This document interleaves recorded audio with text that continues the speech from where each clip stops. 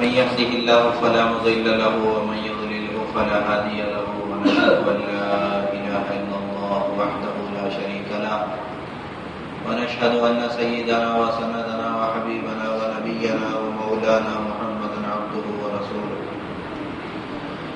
أما بعد فقد قال عز وجل في القرآن المجيد بعد أعوذ بالله من الشيطان الرجيم بسم الله الرحمن الرحيم. لقد من الله على المؤمنين إذ بعث فيهم رسولا من أنفسهم يتلو عليهم آياته ويزكيهم ويعلمهم الكتاب والحكمة وإن كانوا من قبل لفي ضلال مبين.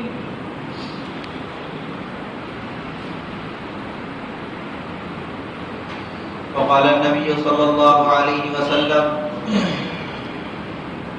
لا يؤمن أحدكم حتى أكون أحب إليه من والده وولده والناس أجمعين. وقال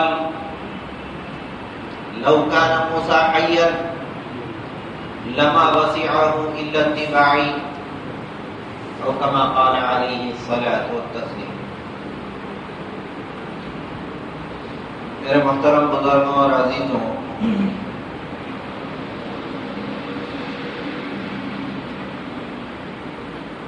گزشتہ جمعہ میں حضور پاک علیہ الصلوۃ والسلام کی سیرت کے متعلق جو ابتدائی باتیں آپ کو بتائی گئی تھیں کہ حضور کی پیدائش سے پہلے عرب کا کیا عالم تھا، پھر حضور کی پیدائش کے وقت کیسے کیسے اللہ کے انعامات ہوئے اور پیدائش کیسی عجیب طریقے پر ہوئی، کیا خصوصیات حضور کی تھیں، یہ ساری باتیں آئی تھیں. اس سے آگے بڑھ کر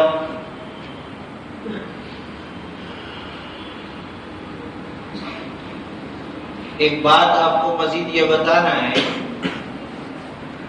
کہ جب نبی پاک علیہ الصلوۃ والسلام کی پیدائش ہوئی، جو سامنے بیٹھے تھے جنہوں نے حضور پاک علیہ الصلوۃ والسلام کو ولادت کے وقت میں دیکھا، تو وہ نبی پاک علیہ الصلوۃ والسلام کے چہرے مبارک کی جو تعریف کر رہے تھے، بڑے عجیب الفاظ انہوں نے استعمال کیے.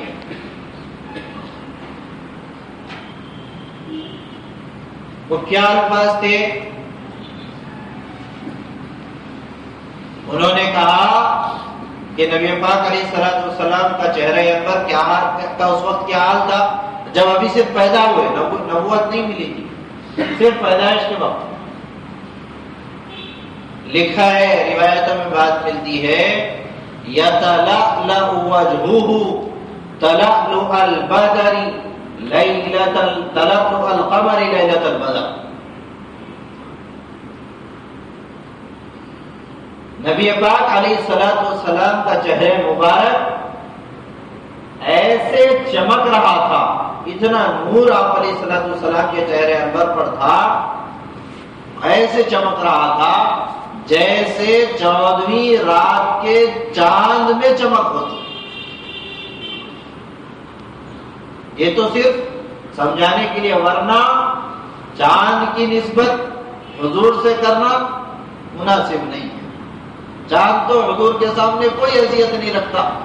کہاں حضور کے چہرے کی نورانیت اور کہاں چاند.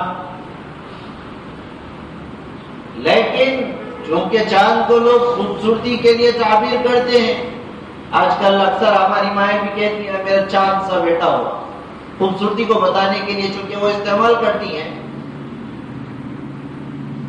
تو صحابی بھی جو اس وقت صحابیاں موجود تھیں، انہوں نے بھی صرف خوبصورتی کو سمجھانے کے لیے کہا، جیسے 14ویں رات کا چاند خوبصورت ہوتا ہے، ایسے زیادہ خوبصورت میرے اور آپ کے آقا محمد رسول اللہ صلی اللہ علیہ وسلم کا چہرہ تھا. یہ صفت نبوت ملنے کے بعد کی نہیں ہے، ابھی بچپنے کی، ابھی تو پیدا ہو گئے.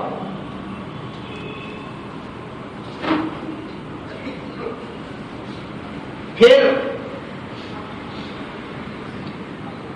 اما جان حضرت آمنہ کی گودی میں حضور پاک علیہ الصلوۃ والسلام پلتے رہے، بڑھتے رہے.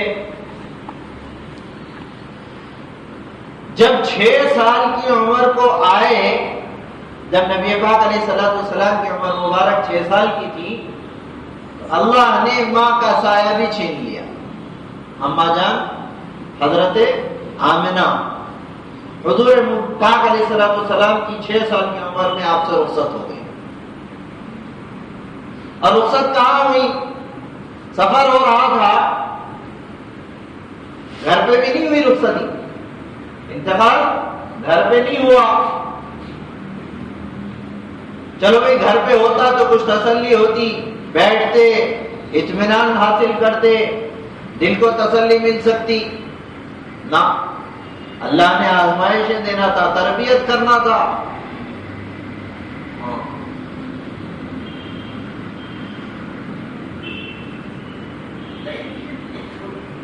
اللہ نے بچپن سے ہی تربیت کی، بڑے عجیب انداز، کیونکہ جس کا مقام جتنا اونچا ہوتا ہے اس کی تربیت بھی ایسی اونچی ہوتی. انتقال ہوا سفر میں، وہ بھی اس دور کا سفر. آج کل تو سہولتیں ہیں، راستے سہولت کے بنے ہوئے ہیں، لائٹ وغیرہ موجود ہے، گاڑیوں کا انتظام ہے. اس وقت تو کچھ بھی نہیں تھا، گاڑیوں کا تو تصور بھی نہیں، لائٹ اور روشنی کا کوئی تصور نہیں. ابوا نامی ایک مقام ہے مکے سے کافی دور. بیچ راستے میں جنگل میں رات کا وقت ہے. اچانک چلتے چلتے حضرت آمنہ کی طبیعت خراب ہوئی اور پھر انہوں نے حضور پاک علیہ الصلوۃ والسلام کو دعوت مفارقت دے دیا. ختم ہو گئی، وہی راستے میں ختم. چھوٹا سا بچہ 6 سال کا، اس سے اس کی ماں بچھڑ جاوے. ساتھ میں خادمہ موجود تھی،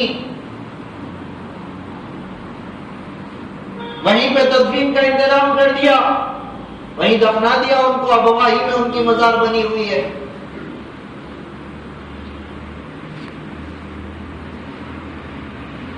چھوٹا سا بچہ جب تدفین ہو گئی تو حضور پاک علیہ الصلوۃ والسلام قبر مبارک پہ ایسے ہاتھ رکھ کے بیٹھے، ایسے رونے لگے چمٹ کے.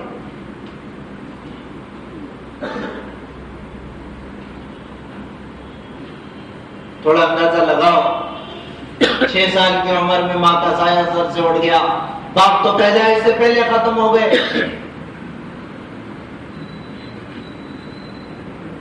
کیسی اللہ نے تربیت کر کے دکھائی. پھر آپ کے دادا جان نے آپ کو اپنی پرورش میں لیا. 2 سال بھی نہیں گزرے تھے، عبد المطلب جو حضور کے دادا تھے، جنہوں نے ان کو اپنی پرورش میں لیا تھا، حضور کی عمر 8 سال کی ہوئی، دادا کا بھی سایہ سر پہ سے اڑ گیا، دادا بھی ختم. اب کون سنبھالے؟ اللہ نے چاچا کے دل کو نرم کیا. حضرت ابو طالب نے ان کو لیا اور پھر حضرت ابو طالب ان کے ساتھ ان کی تربیت کرنے لگے. محمد رسول اللہ صلی اللہ علیہ وسلم. پھر حضور رفتہ رفتہ رفتہ بڑے ہوتے گئے. بچپن بھی بڑا عجیب تھا حضور کا. کبھی حضور نے بچپن میں کسی سے بدتمیزی نہیں کی، کبھی نہیں. اللہ نے بچپن بھی محفوظ کر کے رکھا تھا حضور کا. معصوم تھے، معصوم.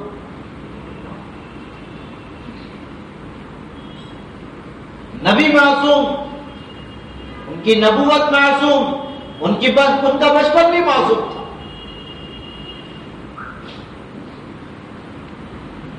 کسی سے کبھی بدتمیزی نہیں کی، کبھی چوری نہیں کی بچپن میں، کبھی کسی کو ستایا نہیں.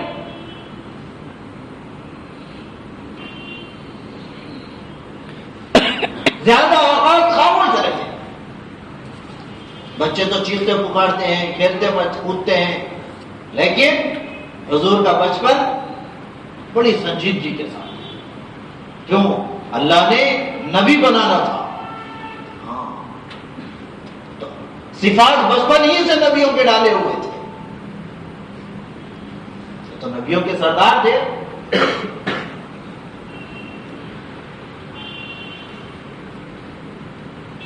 قبیلے بنو سعد کے بچوں کے ساتھ کھیل رہے، چھوٹے سے تھے، کھیلتے کھیلتے کھیلتے کھیلتے غالباً آپ علیہ الصلوۃ والسلام کی عمر 5 سال کی تھی. جب یہ کھیل رہے تھے تو جبرائیل علیہ الصلوۃ والسلام آئے آسمان سے. 5 سال کی عمر، چھوٹے سے بچے، آسمان سے جبرائیل آئے علیہ الصلوۃ والسلام. ان کو ان کے ساتھیوں سے، بنو سعد سے الگ کیا، ایک کونے میں لے گئے. حضور پاک علیہ الصلوۃ والسلام کے سینے مبارک کو پھاڑا، چاک کیا سینہ، قلب اطہر کو نکالا،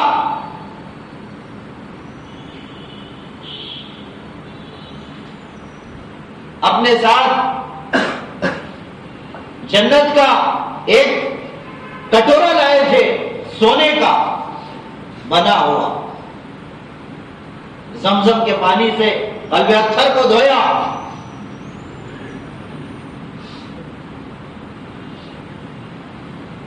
میں کہتا ہوں کہ زمزم کا پانی حضور پاک علیہ الصلوۃ والسلام کے دل مبارک سے زمزم کو دھویا گیا. زمزم سے حضور کا دل کیا دھلتا؟ حضور کے دل سے زمزم کی تطہیر ہوئی. اس کو شرف حاصل ہوا کہ وہ حضور علیہ الصلوۃ والسلام کے دل مبارک کو چھونے کی اس کو توفیق ملی. بہرحال پھر دل کو منور کر کے واپس سینے میں رکھ دیا گیا اور سینہ مبارک پھر سے سی دیا گیا. اب بچے جو آپس میں کھڑے ہوئے تھے وہ بڑے اس منظر کو دیکھ کے عجیب تعجب کی بات ہے. یقیناً ہم لوگ سن کے تعجب کر رہے ہیں، اور جو آنکھوں سے دیکھ رہے تھے تو ان کی تعجب کی تو انتہا کیسی عجیب ہوگی. دوڑتے دوڑتے دوڑتے والدہ کے پاس آئے، بی بی آمنہ کے پاس آ کے کہنے لگے، ارے اماں جان، تمہارا بیٹا تو قتل ہو گیا، کسی نے اس کے سینے کو پھاڑ دیا، وہ قتل ہو چکا. ماں دوڑتی دوڑتی آئی، جو دیکھا تو پہلے سے زیادہ نورانی حضور پاک علیہ السلام، پہلے سے زیادہ نورانی کیا. ابا ہے بڑے اطمینان سے کہہ رہے، سمجھ گئی پیدائش کے وقت سے حضور پاک علیہ السلام کی اونچائیوں کو، عظمتوں کو اور ان کی کرامتوں کو دیکھ رہی تھی، معجزات کو دیکھ رہی تھی. سمجھ گئی کہ یقیناً یہ کوئی معجزہ ہے.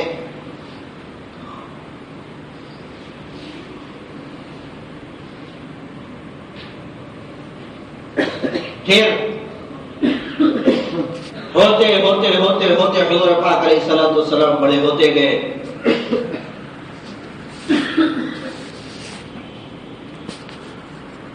40 سال کی عمر میں جب پہنچے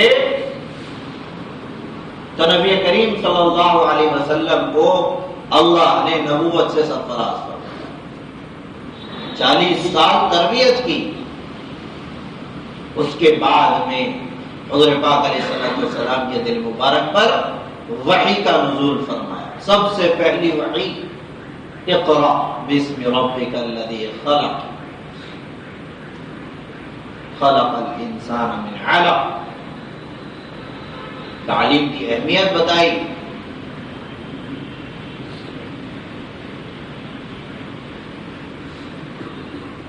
پھر نبوت کے بعد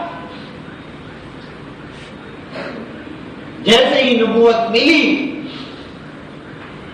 حضور پاک علیہ السلام نے اپنی تبلیغ کا کام شروع کیا.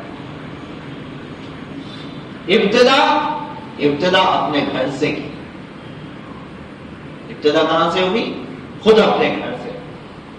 پوری دنیا میں اکیلے موحد، پوری دنیا میں، ساری دنیا شرک پہ ڈوبی ہوئی، ایک اکیلے اللہ کو ماننے والے صرف اور صرف محمد رسول اللہ صلی اللہ علیہ وسلم.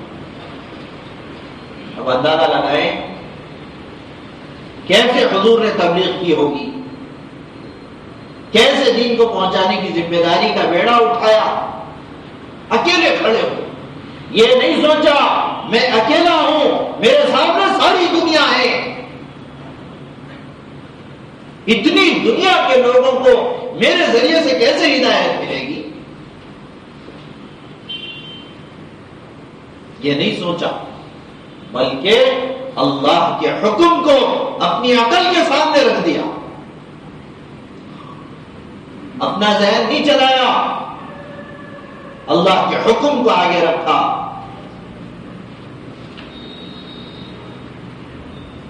چنانچہ اپنے گھر سے تبلیغ کی ابتدا کی. رفتہ رفتہ رفتہ رفتہ اللہ نے سارے عالم میں دین کو پھیلایا. اس سے سبق ہم کو ملتا ہے، ہمارے لیے بھی یہ بات لائق سبق ہے. ہم اپنے کام کو جو نبوت کا کام ہے، اس کو دین کی تبلیغ کو آگے پہنچانے کے لیے ہم ہرگز یہ نہ سوچیں کہ ماحول نہیں ہے. کیوں یہ کام ہم کو کرنا ہے؟ اللہ کے نبی کی جو ختم نبوت کے سلسلے میں کے ذریعے سے اللہ نے ہم کو کار نبوت دیا، انبیاء والا کام، لوگوں تک اللہ کے رسول کی بڑائی کو پہنچانا، ان کی تنہائی، اللہ کی وحدانیت کو کا یقین دلانا، یہ ہماری ذمہ داری ہے. ہم یہ نہ سوچیں کہ ماحول نہیں ہے، کیسے ہوگا. ماحول تو میرے پیاروں بنانے سے بنتا ہے، ماحول بنانے سے بنتا ہے. ماحول اور حالات سے گھبرانے والے کا نام مومن نہیں ہے. حالات جیسے ہوں ہمیں اپنا کام کرنا ہے، نتیجے اللہ کے ہاتھ میں ہیں. چنانچہ حضور پاک علیہ الصلوۃ والسلام نے حالات سے بے پرواہ ہو کے محنت شروع کی. پھر آہستہ آہستہ آہستہ آہستہ اللہ نے انسانیت کو حضور کے ہاتھ پر ہدایت دینا شروع کیا.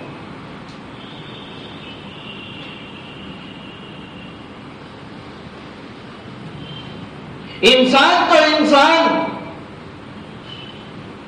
جانور تک آپ علیہ الصلوۃ والسلام کی عظمت سے واقف تھے. غیر جاندار تک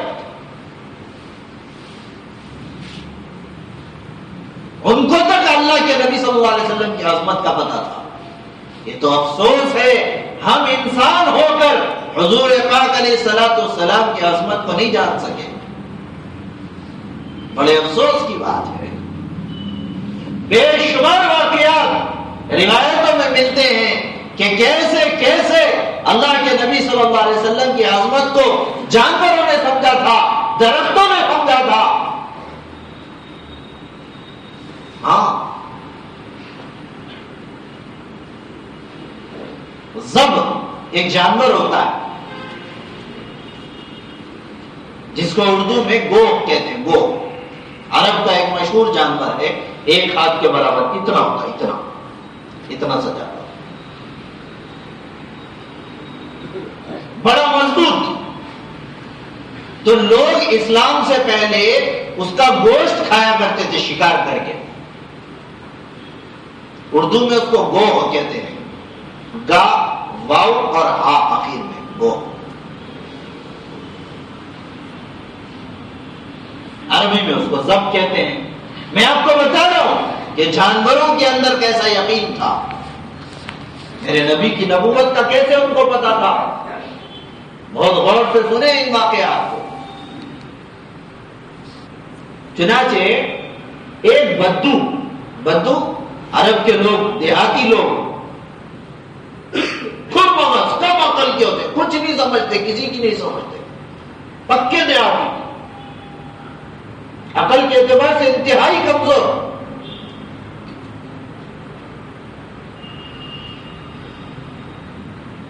جس کو ہم بولتے ہیں نا موٹے بھیجے والا، ویسے ذہن کے تھے. وہ جا رہے تھے، لکھا ہے اپنے کاندھے پہ شکار کر کے زب کو، گو کو کاندھے پہ ڈالا، وہ مر گئی، شکار کر لیے مر گئی، کاندھے پہ ڈال کے جا رہے ہیں. اچانک نظر پڑی ایک مجلس لگی ہوئی ہے، اس مجلس میں محمد رسول اللہ صلی اللہ علیہ وسلم بھی تشریف فرما. اس بدو نے حضور کو دیکھا، قریب گیا، سوال کرنے لگا حضور پاک علیہ الصلوۃ والسلام سے، انت الذی تقول ما تقول، کیا آپ ہی ہیں وہ جو یہ کہتے ہیں کہ میں اللہ کا رسول ہوں، مجھ پہ وحی آتی ہے، میرے اوپر ایمان لا لو، ایک اللہ کو مان لو، کیا آپ ہی ہیں وہ؟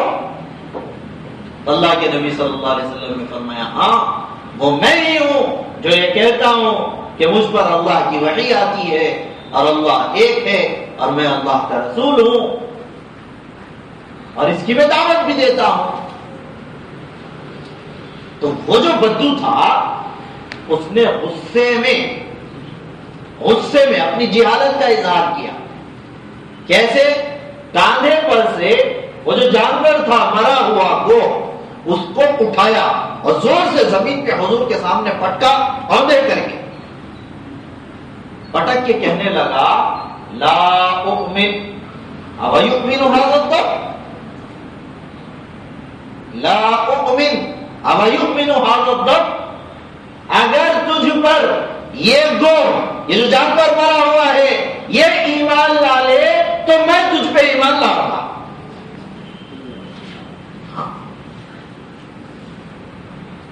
اللہ کے نبی صلی اللہ علیہ وسلم نے تو رسول تھے، اللہ کی کھلی مددیں تھی، صاحب فوراً اس گوہ سے مخاطب ہوئے، یا زب، اے گو، اے گو، قربان ہو جاؤ. مردہ جانور پھڑپھڑاتا ہوا کھڑا ہو گیا، مردہ جانور پھڑپھڑاتا ہوا کھڑا ہو گیا، زندہ ہو گیا. اور الفاظ کیا نکلے زبان سے؟ جانور ہے، مردہ تھا، زندہ ہوا، اللہ نے زندہ کیا. سب سے پہلا لفظ زبان سے نکالا، لبیک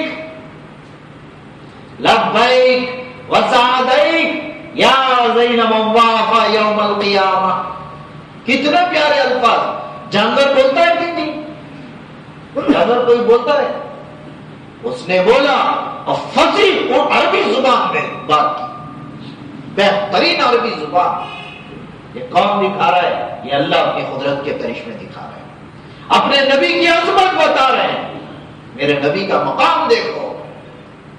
اس نے کہا لبیک وسعدیک، اے نبی جی آپ نے مجھے پکارا، میری خدمت جان گئی، میرے بھاگ کھل اٹھے، میرے بھاگ جان اٹھے. آپ نے مجھے پکارا، میں حاضر ہوں، کہیے آپ کیا حکم کرتے ہیں، ارشاد فرمائیے. پھر تعریف بھی کی بڑے پیارے انداز میں. حضور کا مقام وہ جانور بتا رہا ہے. کیا الفاظ تھے؟ بڑے غور سے سننا. یا زین مواف یوم القیامہ، اے وہ ذات، یہ مردہ جانور کھڑے ہو کے کہہ رہا ہے. کیا کہہ رہا ہے؟ یا زین مواف یوم القیامہ، اے وہ ذات جس کو کل قیامت کے دن اللہ اپنے عالم قیامت کی زینت بنا کے اٹھائیں گے. یہ میرے نبی کا مقام ہے. اس کو بھی پتا ہے میرا نبی زینت لے کے آیا ہے، دنیا کی بھی خوبصورتی اس کے طریقوں میں ہے، اور کل قیامت کے دن بھی اللہ اسی کو زینت کا انتہا بنائیں گے. یا زین مواف یوم القیامہ. حکم فرمائیے، آپ کہیے کیا کہنا چاہتے ہیں، میں حاضر ہوں خدمت کے لیے۔ اللہ کے نبی صلی اللہ علیہ وسلم نے دوسرا سوال کیا کہ من تعبد، من تعبد، اے گو بتا تو کس کی عبادت کرتا ہے، تو کس کی عبادت کرتا ہے، تیرا معبود کون ہے؟ بڑے غور سے سننے کی بات ہے۔ اس نے کہا من فی السماء عرشہ،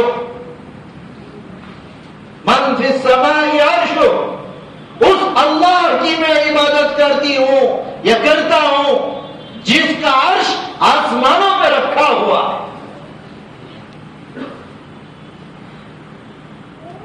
وفی الارض سلطانہ، اس اللہ کی میں عبادت کرتا ہوں جس کی بادشاہ ساری زمین پہ پھیلی ہوئی ہے۔ وفی البحر سبیلہ، اس اللہ کی میں عبادت کرتا ہوں جس نے سارے سمندروں میں اپنے راستے بنا دیے۔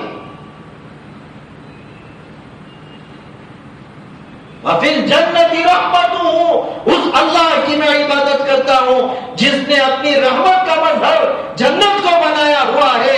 وفی النار عقابہ، اور میں اس اللہ کی عبادت کرتا ہوں جس نے اپنے غضب کا اور عذاب کا مظہر جہنم بنایا ہوا ہے۔ اب یہ بڑا پریشان، یہ کیا ہو گیا؟ میں تو نعوذ باللہ ان کی عزت کم کرنا چاہتا تھا، اس نے تو عزت بڑھا دی۔ پھر حضور نے دوسرا سوال کیا، تیسرا سوال،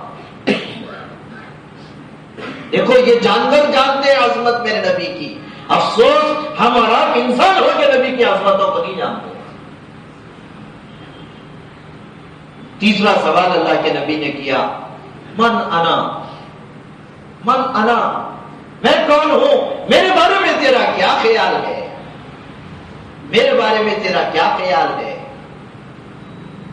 تو اس نے کہا انت رسول رب العالمین، اے نبی جی آپ سارے عالموں کے رب کے رسول ہیں، رسول رب العالمین۔ یہی نہیں، آگے اور ایک صفت بتائی، وخاتم النبیین، آپ سارے نبیوں کو ختم کرنے والے ہیں، آخری نبی ہیں، آپ کے بعد نبوت کسی کی نہیں۔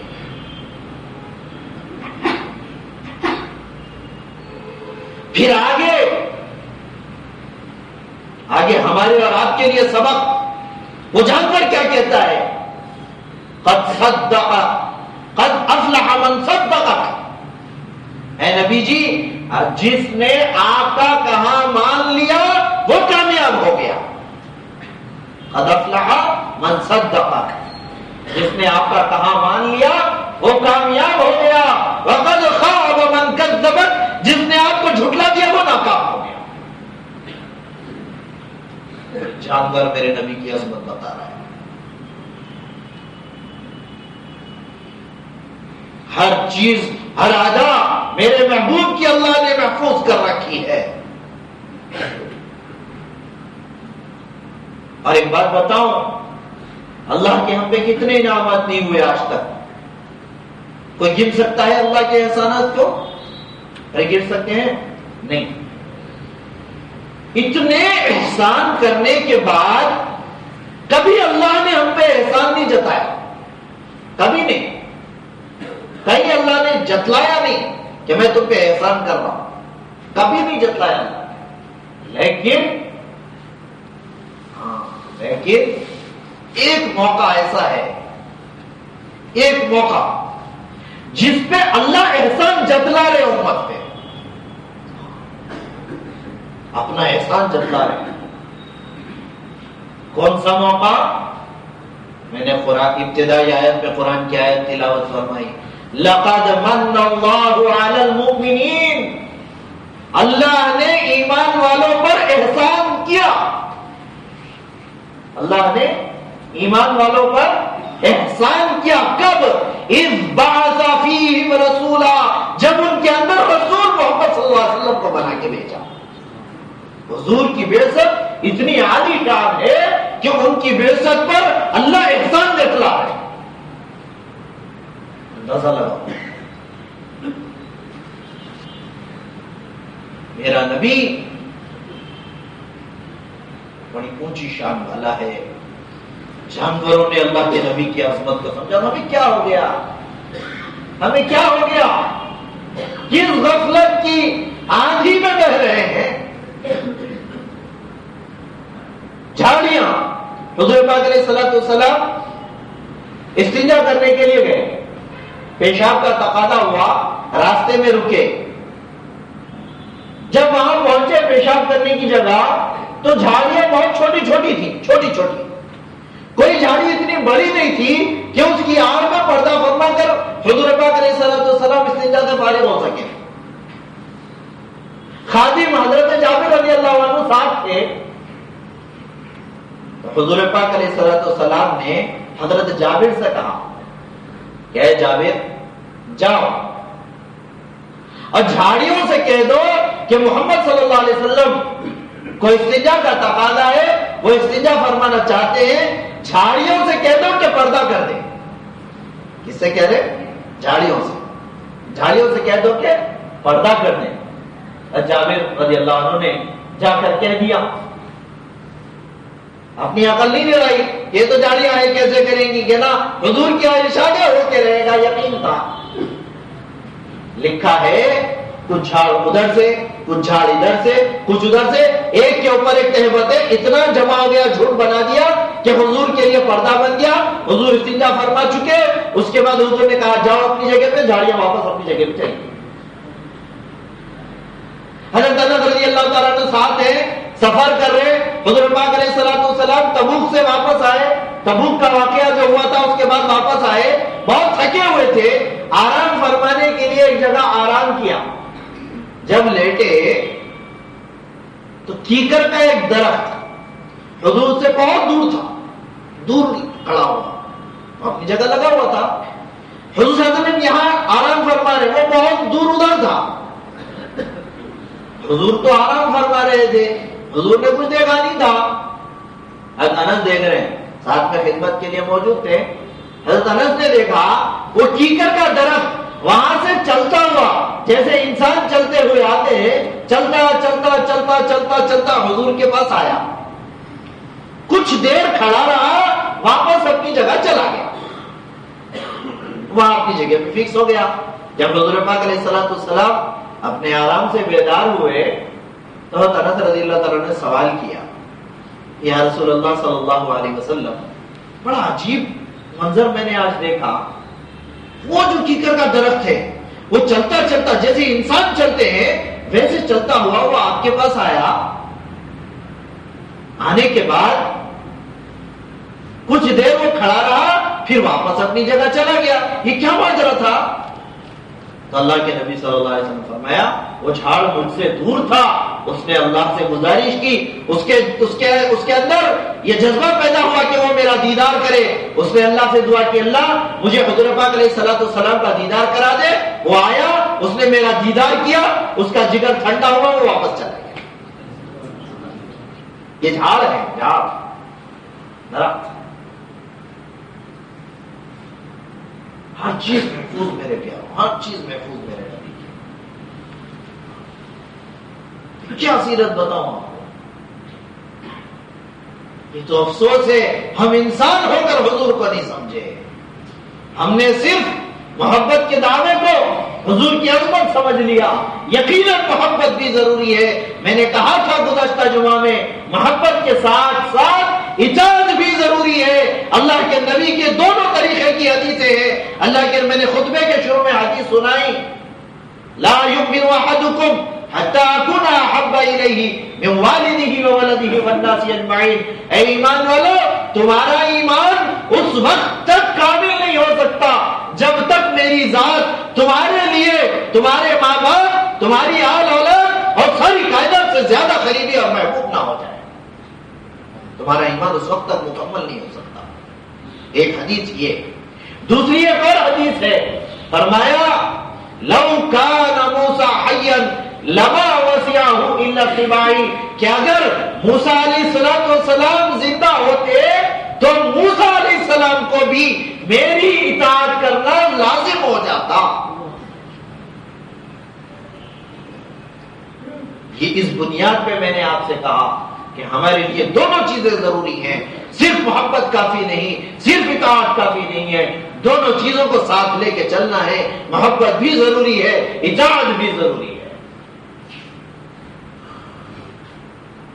بے شمار واقعات، انشاءاللہ وقت کافی ہو رہا ہے، پھر آپ کو بتاؤں گا اگلے جمعہ میں۔ ایک اور واقعہ چھوٹا سا میرے ذہن میں ہے، ابھی 3 منٹ میں انشاءاللہ ختم کر دوں گا۔ حضور پاک علیہ السلام، میں نے کہا تھا حضور کی ہر چیز محفوظ، حضور کا نسب محفوظ، جو نسبی ہے والد کا جو سلسلہ پورا محفوظ حضرت آدم علیہ السلام تک، یہ ان کے فرزند، یہ ان کے فرزند، یہ ان کے فرزند، آدم علیہ السلام تک کا سلسلہ شجرہ موجود محفوظ، روحانی سلسلہ محفوظ۔ کوئی بات حدیث کی ہم کہتے ہیں، یہ حدیث کی ایک روایت حضور تک محفوظ ہے، ہاں انہوں نے ان سے سنا، انہوں نے ان سے سنا، انہوں نے ان سے سنا، انہوں نے ان سے سنا، اور انہوں نے محمد صلی اللہ علیہ وسلم سے سنا، پورا سلسلہ موجود، ہر چیز اللہ نے محفوظ رکھی۔ جتنے جانور تھے، کن جانوروں پہ سواری کی، ان کے نام تک محفوظ۔ 4 اونٹنیاں تھیں، چاروں کے نام محفوظ، 2 اونٹ تھے، ان دونوں کے نام محفوظ، بکریاں تھی، بکریوں کے نام محفوظ، ان کی تعداد محفوظ، 2 گدھے تھے، ایک کا نام عفیر تھا، ایک کا نام عفیر تھا،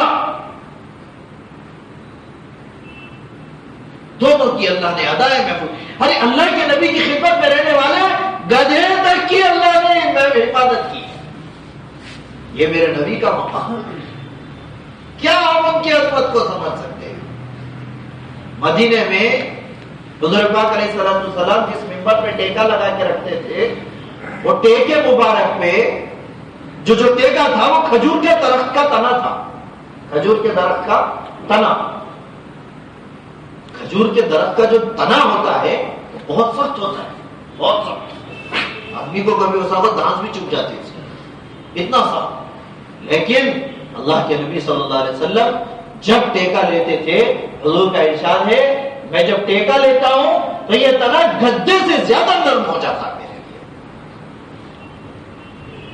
جب حضور کی وفات ہوئی تو لکھا ہے روایتوں میں، وہ کھجور کے تنے سے ایسی آواز آ رہی تھی، ایسی آواز آ رہی تھی، حضور سے اس نے کہا کہ اللہ کے نبی صلی اللہ علیہ وسلم سے پوچھا گیا کہ یہ کیسی آواز اس درخت سے آ رہی ہے؟